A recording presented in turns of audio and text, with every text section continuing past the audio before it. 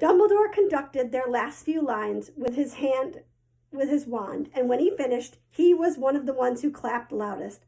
Ah, music, he said, wiping his eyes. A magic beyond all we do here.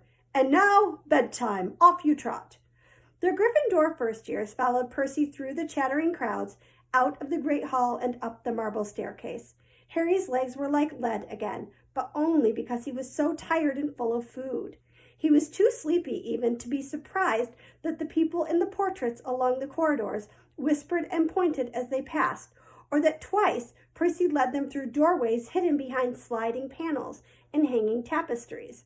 They climbed more staircases, yawning and dragging their feet, and Harry was just wondering how much farther they had to go when they came to a sudden halt. A bundle of walking sticks was floating in midair ahead of them, and as Percy took a step toward them, they started throwing themselves at him. Peeves, Percy whispered to the first year. A poltergeist, he raised his voice. Peeves, show yourself. A loud, rude sound, like the air being let out of a balloon, answered. Do you want me to go to the Bloody Baron? There was a pop, and a little man with wicked dark eyes and a wide mouth appeared, floating cross-legged in the air, clutching the walking sticks.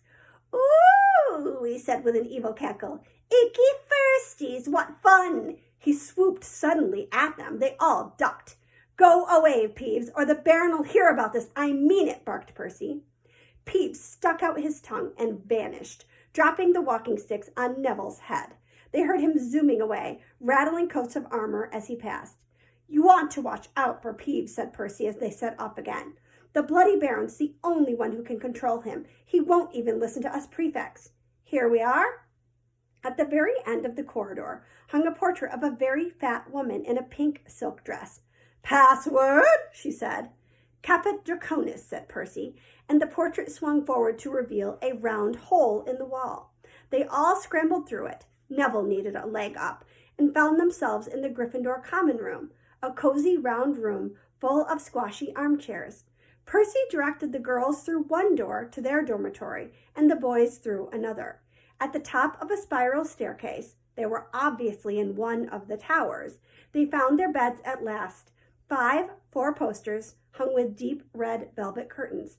Their trunks had already been brought up. Too tired to talk much, they pulled on their pajamas and fell into bed. Great food, isn't it? Ron muttered to Harry through the hangings. Get off, Scabbers, he's chewing my sheets. Harry was going to ask Ron if he'd had any of the treacle tart, but he fell asleep almost at once. Perhaps Harry had eaten a bit too much because he had a very strange dream. He was wearing Professor Quirrell's turban, which kept talking to him, telling him he must transfer to Slytherin at once because it was his destiny. Harry told the turban he didn't want to be in Slytherin. It got heavier and heavier. He tried to pull it off, but it tightened painfully. And there was Malfoy laughing at him as he struggled with it. And then Malfoy turned into the hook-nosed teacher, Snape, whose laugh became high and cold. There was a burst of green light, and Harry woke, sweating and shaking. He rolled over and fell asleep again. And when he woke the next day, he didn't remember the dream at all.